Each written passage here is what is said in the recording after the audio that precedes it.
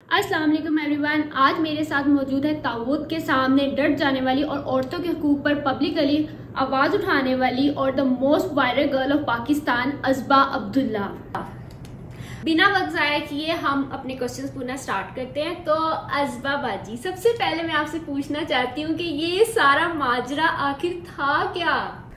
माजरा असल में ये था कि रिकॉर्डिंग थी शो की समर डिजिटल पे, और क्योंकि कुछ शोज़ होते हैं जिसमें आप दो गेस्ट होते हैं, एक गेस्ट होते हैं और वो होस्ट की कॉन्वर्सेशन होती है उनके साथ। लेकिन कुछ शोज़ इस तरह के होते हैं जिसमें आपने लोगों को बुलाया होता है, ऑडियंस को बुलाया होता है, यूनिवर्सिटी से स्टूडेंट्स आते हैं।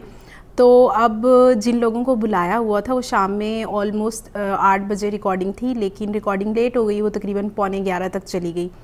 तो जो लोग आए हुए थे वो चले गए, और फिर जो प्रोडक्शन टीम थी उस शो की, उन्होंने कहा, रिक्वेस्ट की कि आप लोग प्लीज़ बैठ जाएं ऑफिस में से ही लोगों को।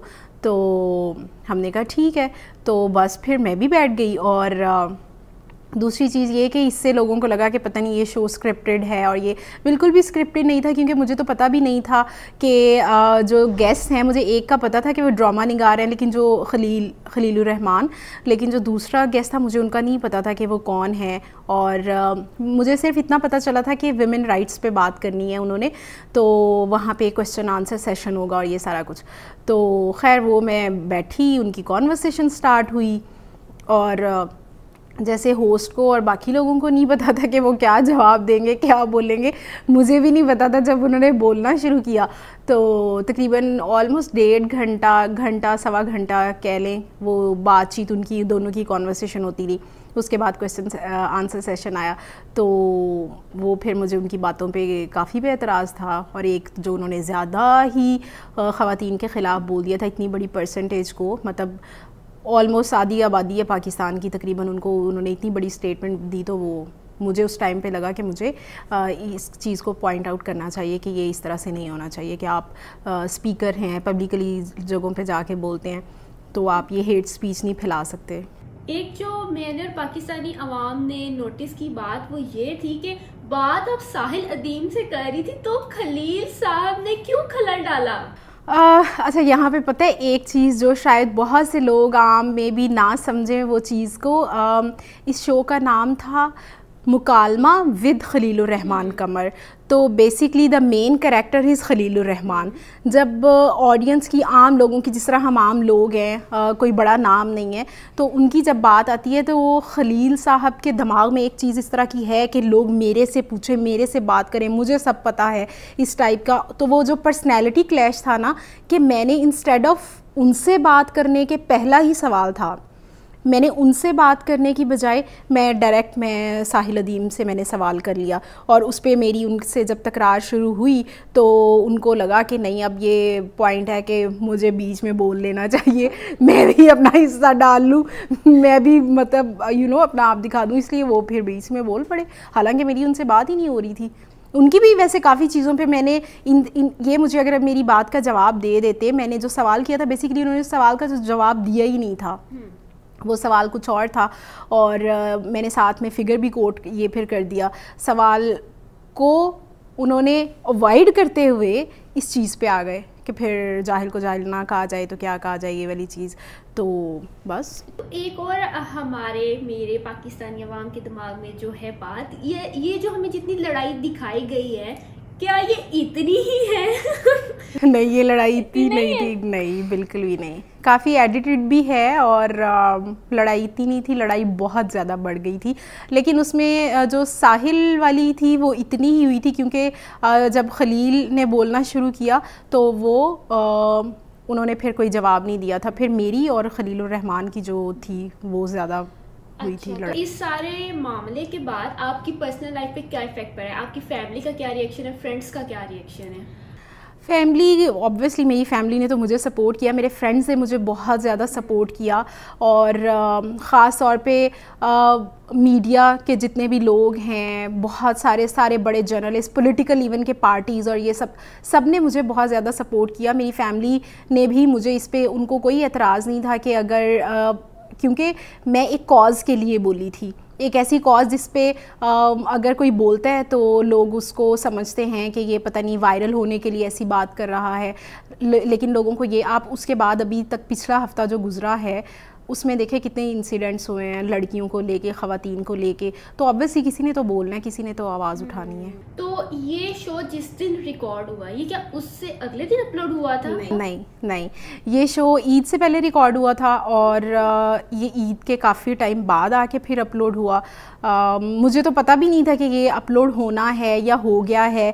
मुझे ख़ुद मेरी अपनी टीम में से कुछ जो बच्चे थे उन्होंने आके बताया कि आपकी ये वीडियो किसी ने स्टेटस लगाया हुआ था, क्योंकि मैं बिज़ी थी, काम कर रही थी अपना, तो मुझे उस टाइम पे पता चला था कि वीडियो अपलोड भी हो गई है और वो वायरल भी हो चुकी है। अच्छा, मैंने ना आपकी बहुत सारी वीडियोस देखी हैं मरियम नवाज़ के खिलाफ आप हो रही हैं। वैसे तो आप औरतों के हुकूक पर बहुत ज़्यादा बात करती हैं, तो आप मरियम नवाज़ के खिलाफ की वीडियोस बनाती हैं। मरियम नवाज़ के ख़िलाफ़ लोगों को काफ़ी लोगों ने मुझे वैसे ये बात कही, लेकिन असल में मसला ये है कि मैं मरियम नवाज़ के औरत होने पे सवाल नहीं करती। मैं मरियम नवाज़ कि जो उनकी एक शख्सियत है या उसके बारे में सवाल नहीं उठाती। मैं सवाल अगर उठाती हूँ तो उनके कामों पे सवाल उठाती हूँ। उनके ठीक है, पंजाब गवर्नमेंट उनके पास है, उनके अंडर है, वो बहुत सारी चीज़ें कर सकती हैं ख़वातीन के लिए, इवन के बाकी आम आवाम के लिए बहुत कुछ कर सकती हैं, लेकिन अगर कोई नहीं कर रहा, इनकी जगह कोई मर्द अगर वज़ीर आला हो या उसके हाथ में ये सारी चीज़ें हो, तो ऑब्वियसली मैं उस पर भी वैसे ही बात करूँगी। मैं बाकियों के पे भी उसी तरह से बात करती हूँ। तो यहाँ पे दोनों चीज़ों में फ़र्क है। मैं आपको ये कहूँ कि तमसीला आप जो हैं तुम तो हो ही इस तरह की औरत, या मैं ये कहूँ तुमने ऐसे कपड़े क्यों पहने हुए हैं, तो वो एक अलग चीज़ होगी। मैं अगर ये बात करूं कि तमसीला तुम इस तरह का कंटेंट क्यों बना रही हो जिससे लोगों को इशू हो या किसी के ख़िलाफ़ बात जाए, तो उसमें फ़र्क होगा। लोगों को शायद लगता है कि अगर आप सवाल भी उठा रहे हैं तो वो गलत बात है, हालांकि सवाल करने से ही बंदा सीखता है, और अगर आप गलतियां पॉइंट आउट नहीं करेंगे तो फिर बेहतरी तो नहीं आएगी। ये हमारी पॉडकास्ट यहीं पे ख़त्म होती है, लेकिन मैं एक फ़नी क्वेश्चन आपसे पूछना चाहती हूँ कि आप ब्राइडल शूट कब कर रही हैं?